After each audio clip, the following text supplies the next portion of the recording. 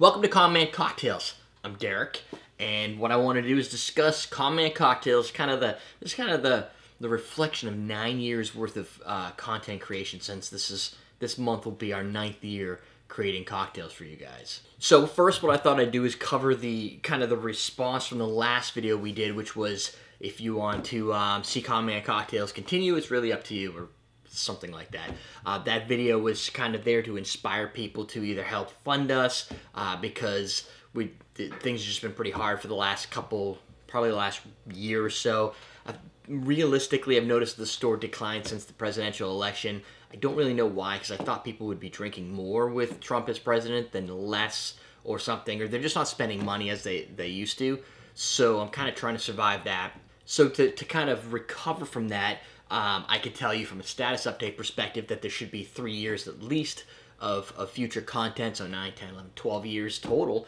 I signed a contract, a 3-year kind of content contract with Viewfresh Media, which is an agency that's kind of helping to position us in front of sponsors. They're also helping to grow the channel through planning strategies on content and stuff like that to increase view counts, which make it, of course, better for everybody in this relationship. The more views I can get, the bigger sponsors they can get us, the bigger cut of ad revenue everybody gets. That means we'll be around for 3 years creating content. I won't be doing it probably full time. So my plan right now is, as of around September, I'll go back to work.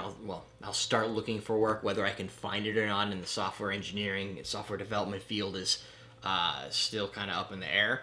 But there's the goal there to get a full-time job and then do this as kind of a part-time thing again.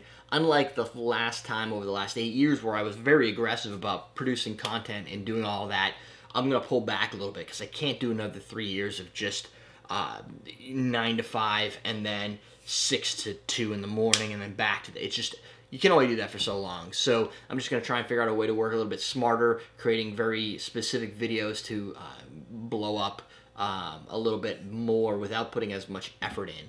So hopefully that helps. Building the content strategy versus just producing videos, I think should kind of balance out. I don't know. It's always a gamble. But what I wanted to do is look back at like 7 key things that I've learned over the last 9 years of being a content creator on YouTube. It was the early days. YouTube started in 2005, so 3 years after it was kind of born, I started creating cocktail videos. So it's been a while. My number one thing was that, and we kind of covered this a little bit, is putting in more effort doesn't mean more views. Last year I did an 8-year anniversary video and it received 776 views. I put a lot of work into kind of cutting old content and bringing in a little behind the scenes action about it, and nobody cared. So in this video, I'm just talking. That part's easy. Doing all that crazy editing is much more difficult. So this is another example. If this only gets 400 views, I don't really care because I didn't put a lot of effort into it. I can talk, but editing is a lot more effort. That video made about 99 cents. So when you look at about 3 hours worth of editing for 99 cents, there's a lot of things you could do in 3 hours that will net you more than 99 cents. You could sell little baby socks on eBay and make more than that. Of course, one of the things that people have always told us is, well, if you increase your production value, you're going to get more views. That's actually not true at all.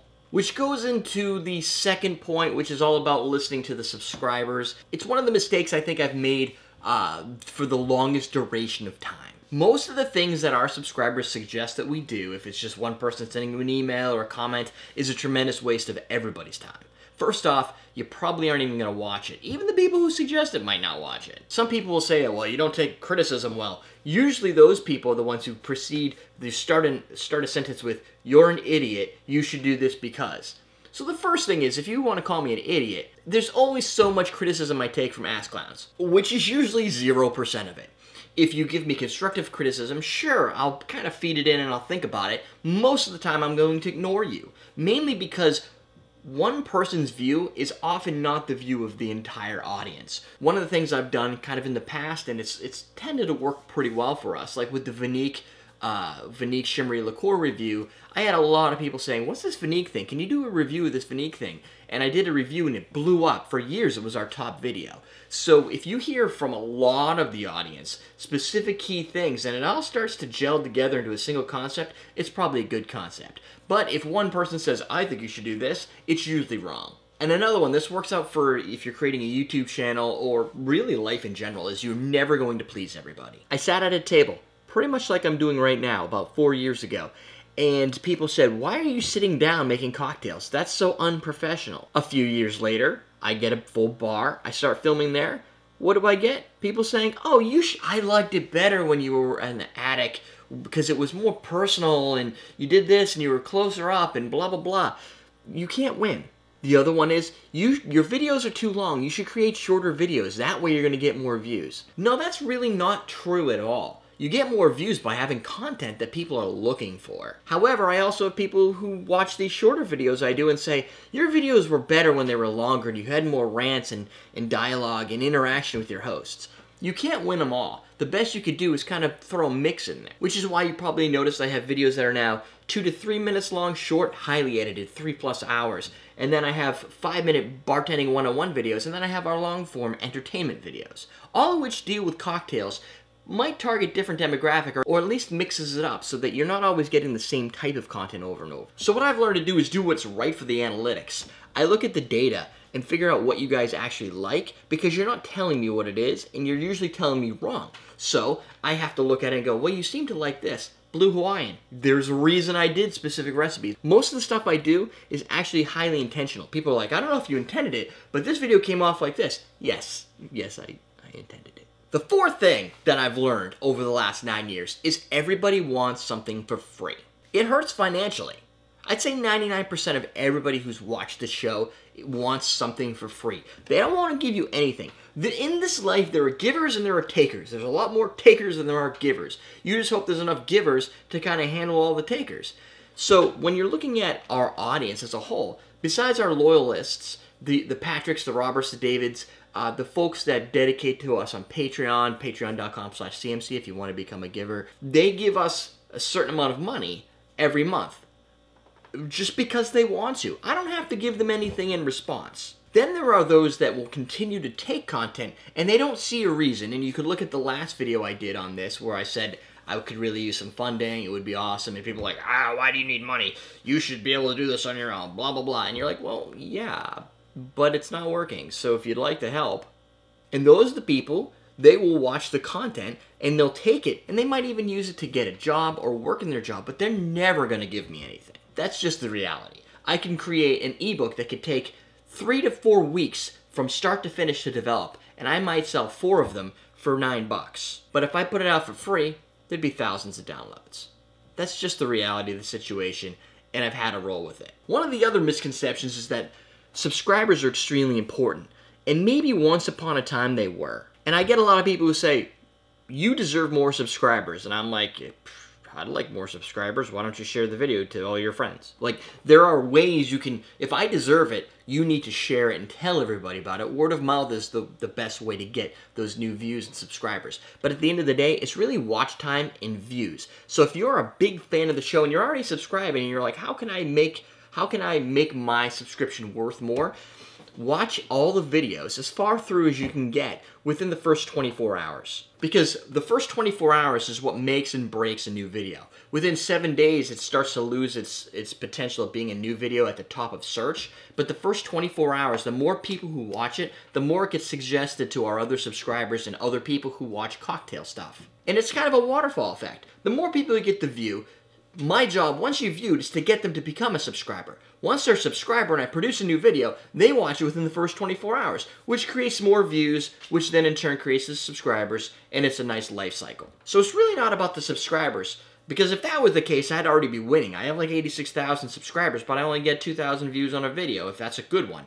And some videos I might get 100,000, but most of them are 2,000. So I want more views. One of the other things, and this is great for those that have become a big fan, but they're also starting to question some of the intentions in the content I've done, is sometimes growth means you do things you don't want to, or things you don't think were worth doing. I'm not a huge fan of vodka cocktails. I'm not a huge fan of premixes. But guess what? The world is. And that means I have to cater to the world. If I'm to grow my audience, I need to capture more people that might not be 100% invested in a classic cocktail. So if I make a margarita with a premix, margarita mix, and you're like, but you said those aren't really good.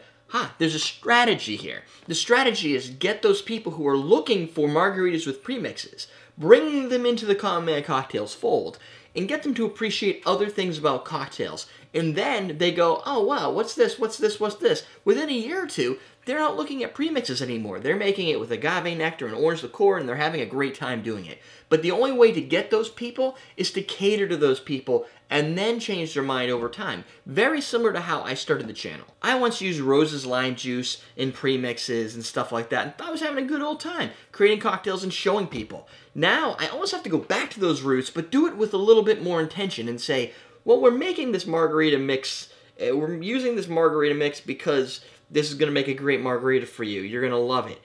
Also, check out these other videos and get wrapped into the channel and understand how to create a really good craft cocktail. And one of the other things I think has changed the most from 2008 when we first started in July to now, 2017 in July, is that my mission for the channel has changed. Originally, the mission was clear.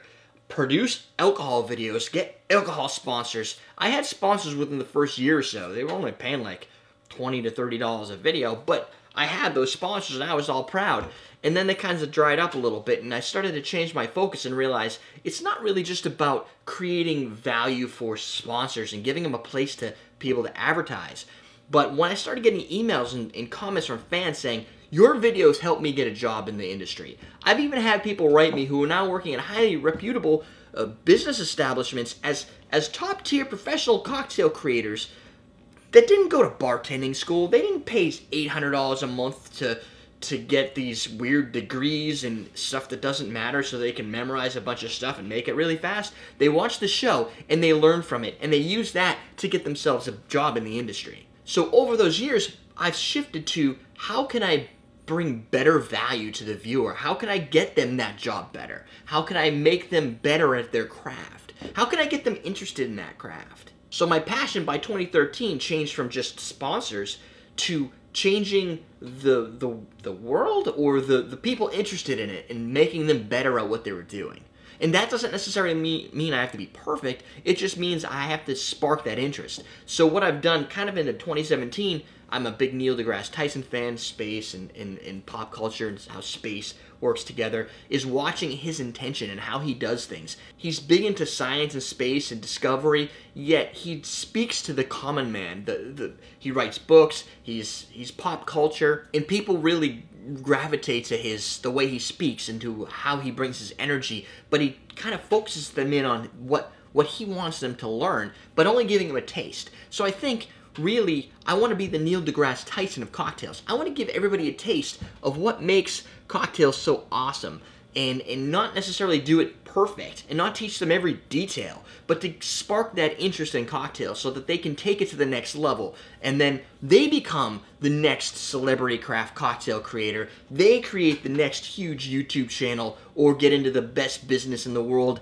and they can help change the next generation of lives. So as corny as it sounds, it almost makes more sense to me to give everybody a little taste of the cocktail industry, even though I'm not a professional, I'm not an expert in any one thing. All I can do is speak to humans in a human level and bring them enthusiasm. So take that enthusiasm and create the next cocktail genius. That's something worth aspiring to be. So thanks for 9 years worth of cocktail creation and becoming a fan of the show. I believe the next couple years will be a struggle, but we're going to do what we can to get things done, grow our views, and become the best cocktail channel on YouTube. We're teaching you how to drink.